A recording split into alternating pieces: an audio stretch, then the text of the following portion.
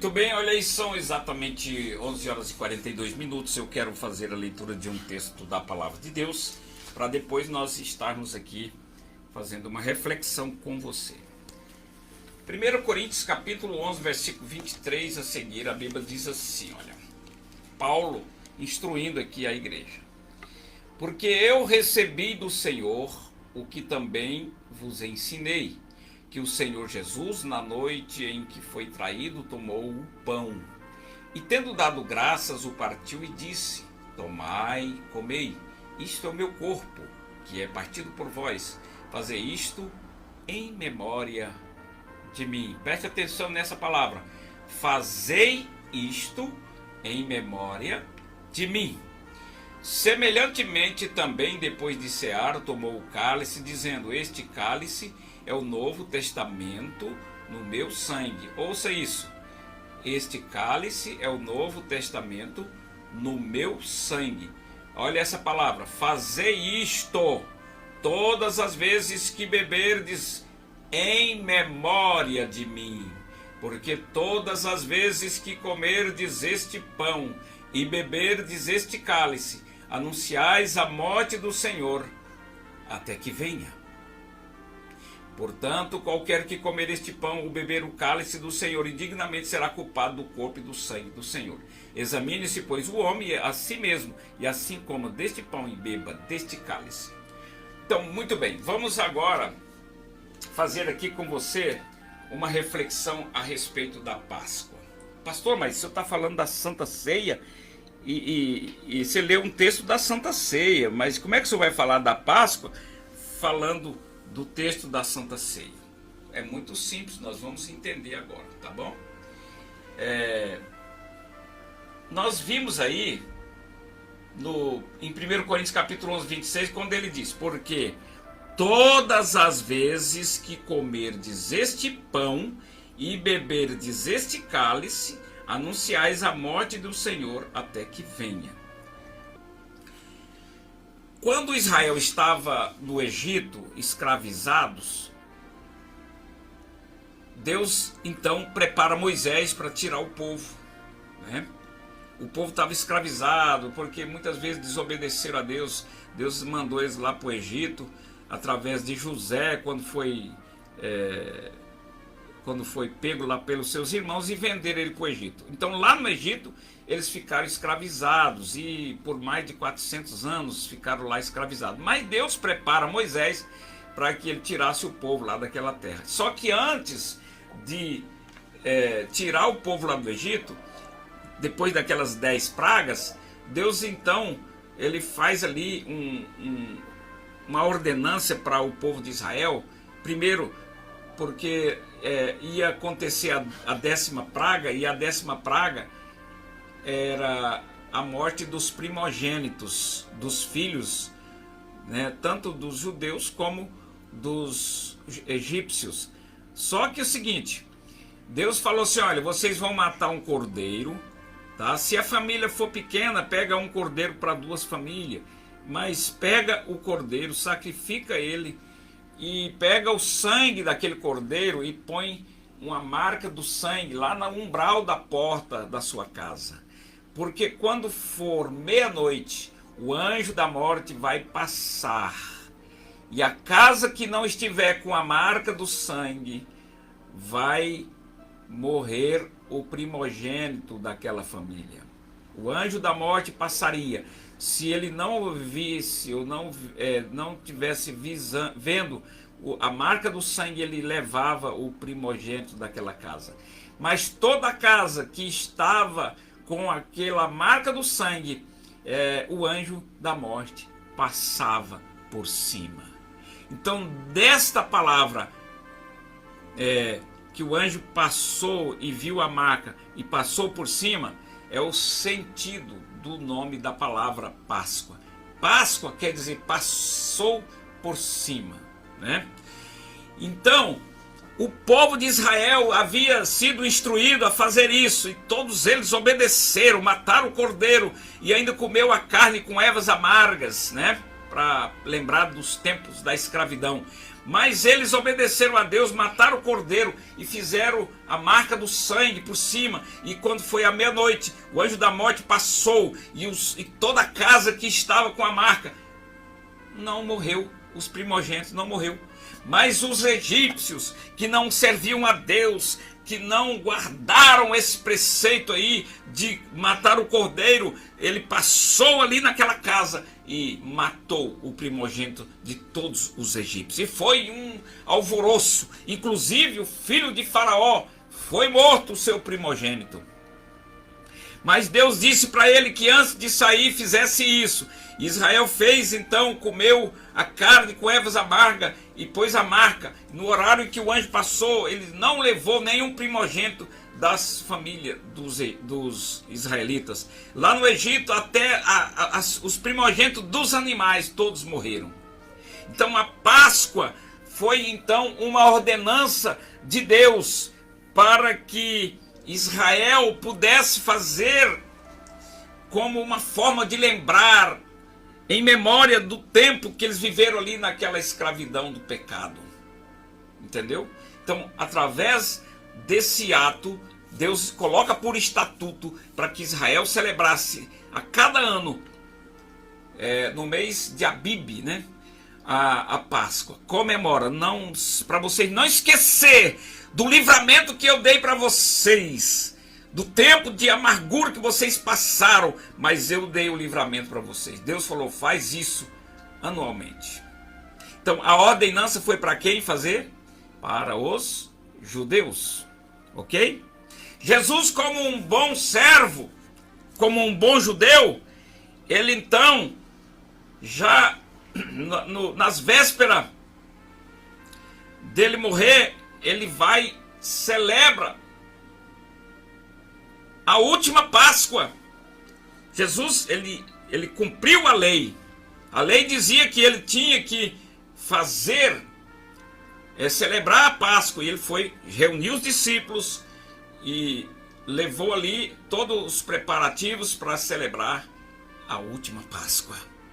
E a Bíblia diz aqui nesse texto que nós estamos lendo, ou que lemos, que no momento em que ele pegou o pão, ali Jesus, ele estabeleceu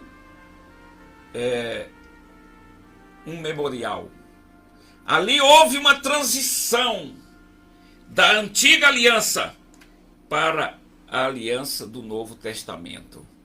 Jesus disse, este pão, todas as vezes que você comer esse pão, anunciais a morte do Senhor até que ele venha. Então note aqui que Jesus está agora dando um novo sentido.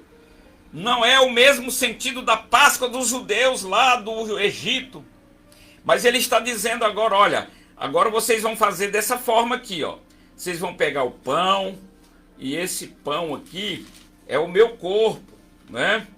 Olha o que ele disse aqui, ó, no versículo 23.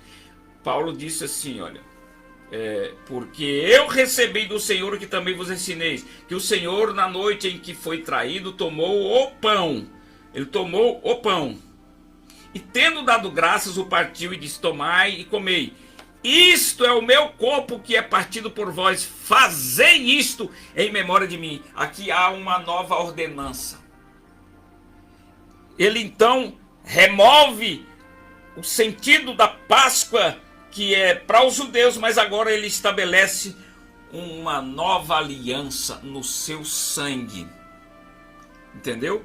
E por memória, a igreja, os discípulos, teria que, todas as vezes que fosse comer do pão, eles teriam que lembrar, né? Fazer lembrar.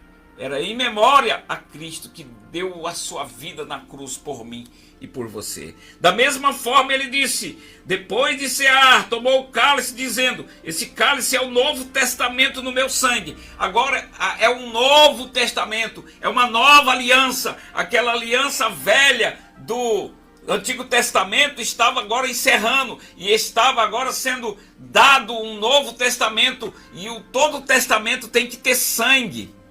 Mas o sangue aqui era o do Cordeiro de Deus, o que tira o pecado do mundo. Lá no Egito eles mataram um cordeiro e derramou o sangue e pôs no umbral da porta. Mas na nova aliança é o sangue de Jesus Cristo, o Cordeiro de Deus, que tira o pecado do mundo, que é derramado. E esse sangue é o Novo Testamento, no sangue dele, o Novo Testamento. Entendeu? E ele disse: porque todas as vezes que comerdes este pão e beberdes este cálice, vocês anunciais a morte do Senhor até que venha. Então faça isso em memória de mim. Ele fez uma ordenança aqui, entendeu? Para que todas as vezes que eles reunissem, fizessem isso, pegassem o pão, e ele disse: isso aqui é meu corpo, vocês vão fazer isso em memória. É um memorial, faça isso todas as vezes que vocês for fazer. Então agora eu faço uma pergunta: o que é a Páscoa do cristão? É aquela Páscoa lá do Egito, né, que as pessoas realizavam? Não, aquilo é para Israel, é estatuto para Israel. Mas o que é estatuto para os cristãos? É aquela Páscoa? Não. Jesus estabeleceu aqui a Páscoa do cristão, quando ele disse, havendo pegado o pão, ele disse: isso é o meu corpo que é partido por vós, fazer isto todas as vezes em memória de mim. Então o que é a Páscoa do cristão? É a ceia do Senhor. A ceia é a Páscoa, e nós celebramos essa Páscoa na ceia, no momento em que estamos celebrando a ceia, nós estamos celebrando a Páscoa. Entendeu? Porque quando Cristo deu a sua vida lá na cruz, houve ali um processo de libertação por parte da humanidade que creu em Jesus Cristo. Ele está passando da morte para a vida. Aquele homem velho, cansado, destituído, separado de Deus, ele recebe a Cristo como seu Salvador, e o sangue derramado por Cristo nos liberta, nos purifica de todo pecado. Então Jesus, faça isso, lembra disso, quando você for partir o pão, lembra, né? Faça isso em memória de mim, entendeu? Porque todas as vezes que vocês fizerem isso, vocês estão fazendo em memória de mim. Vocês façam isso até que eu volte. Então, a Páscoa do cristão é a ceia do Senhor. Você não vai fazer celebração de uma Páscoa com coelho, que não tem nada a ver. Você não vai celebrar uma Páscoa com chocolate e ovo de Páscoa. Páscoa não tem ovo, não existe na Bíblia nada que leve a nós a fazer uma celebração para lembrar alguma coisa com coelho, com coelhinho da Páscoa, com ovo do chocolate, ou chocolate de ovo. Isso é um engano de Satanás para levar as pessoas a fugir do verdadeiro sentido dessa Páscoa, que é Cristo em nós, é Cristo que morreu, é o sangue que purifica, é o sangue que lava, é o sangue que protege. Jesus é a nossa Páscoa. E ele falou: faça isso todas as vezes que comer o pão. Mas isso é na ceia do Senhor que nós celebramos, é na ceia do Senhor. Então nós não temos que ficar preocupado com essa Páscoa que o mundo comemora, que não tem nada a ver com a palavra de Deus, não tem nada a ver com a Bíblia. Isso é um costume do mundo, porque a Páscoa antiga era para os judeus, não era para os gentios, não era para a igreja. Jesus cumpriu, quando ele foi lá e celebrou a última Páscoa, ele cumpriu a lei, e aquela Páscoa do Antigo Testamento apontava para Cristo, que agora cumpre a lei, estabelecendo agora uma nova aliança, e ele estabeleceu no seu sangue. Então o cristão deve comemorar Páscoa, essa que o mundo aí comemora? Não! E muitas pessoas ainda levam para dentro da igreja aquele tanto de criancinha com com orelha de coelho e aquele ovo de chocolate na mão.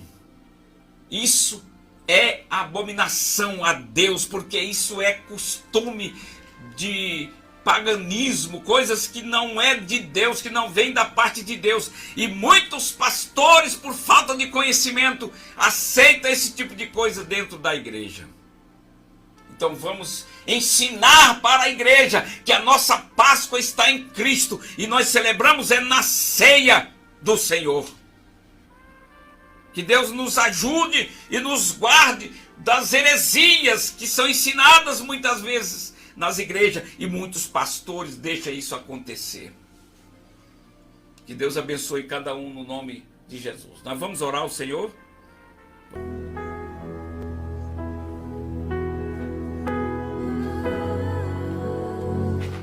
Maravilhoso Deus e eterno Pai, graças te dou, Senhor, por mais uma oportunidade nesta manhã de falar aqui a tua palavra, trazendo aqui, Senhor, esclarecimentos para que a tua igreja, Senhor, não seja enganada por falsos mestres, por falsos ensinos, Senhor. Em nome de Jesus, Senhor, abençoa a tua igreja, o teu povo, no nome eterno de Jesus. Pedimos a tua bênção e já agradecemos tudo em nome de Jesus. Amém e graças a Deus. Talvez você queira receber a Cristo como seu Salvador. Diga para ele: Senhor, eu te recebo como meu Senhor e como meu Salvador. Perdoe os meus pecados e escreve o meu nome no livro da vida. Você disse isso? Então você aceitou a Cristo. Amém?